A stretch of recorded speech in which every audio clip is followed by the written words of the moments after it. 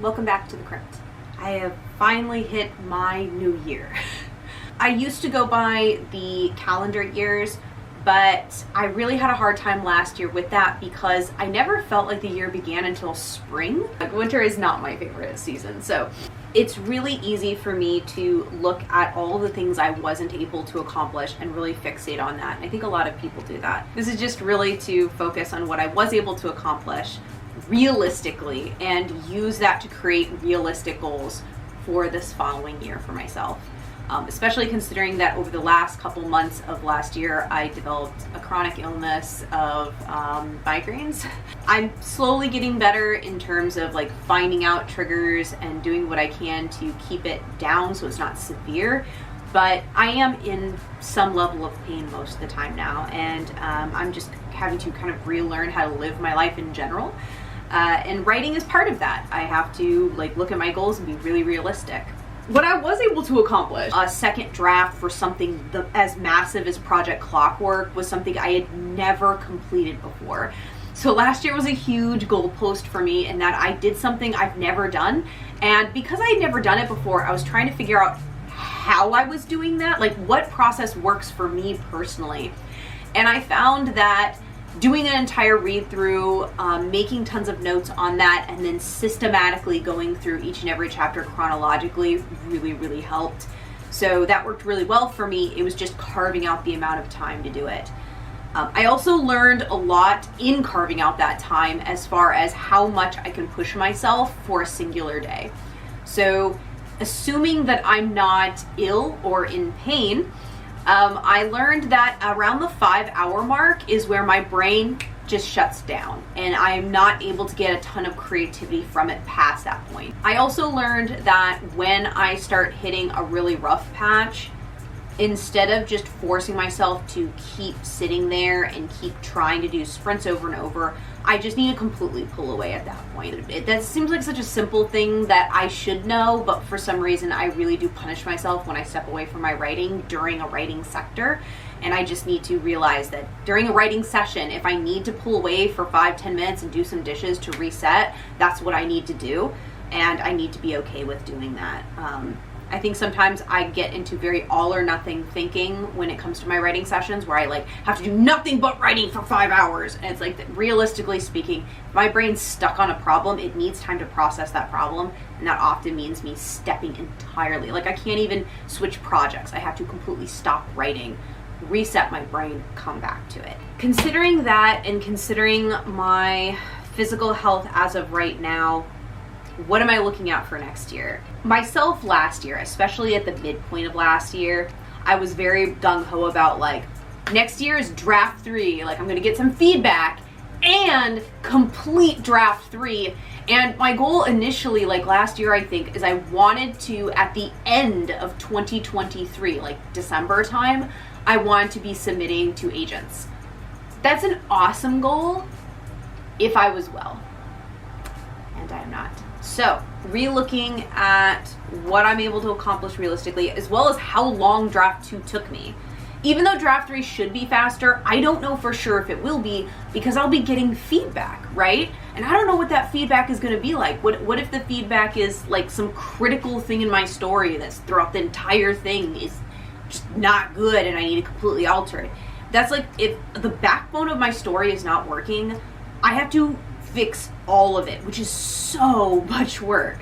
So draft 3 might take an entire year to do.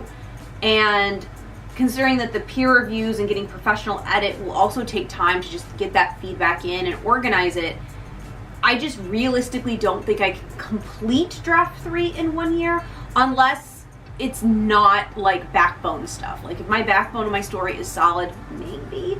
But I can't guarantee, especially with my physical health being the way it is. I also have started to try to submit my short stories and get those pushed out, which takes time. I really have to choose my goals and be very realistic about them. And I just don't think that completing draft 3 is possible.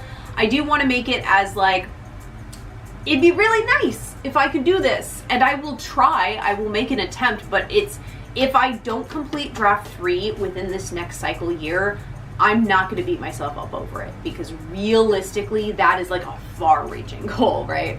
That's like the cherry on the top kind of goal, but realistically I'm probably going to be like halfway through it at best. I'll make like the halfway point maybe, but I don't think I'll complete it.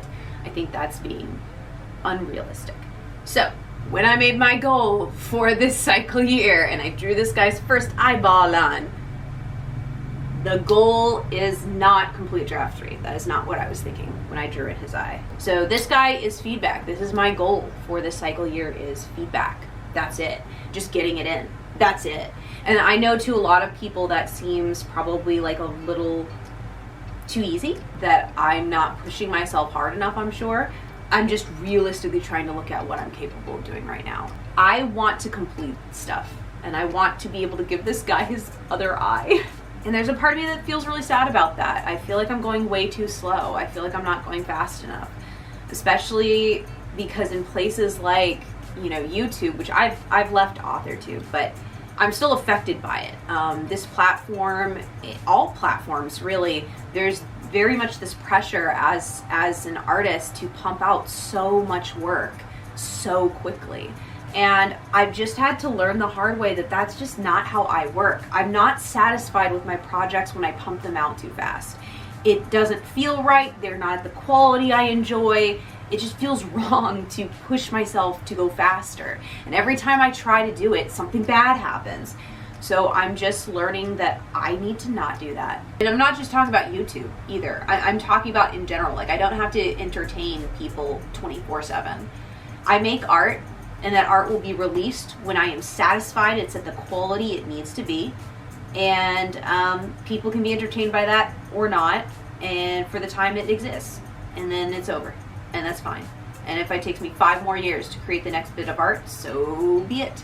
You can find other artwork to enjoy during that time. I do not need to entertain you 24/7. I'm not your personal clown. I'm just a generic clown.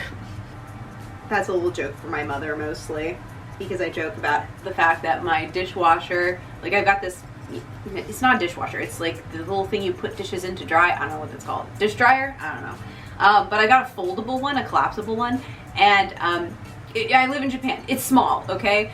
So my plates are too big for it, but my silverware is too small for it. Which means that I need small plates and big silverware. Doesn't make any sense, like, because that means I got this tiny little plate and this giant fork trying to eat food.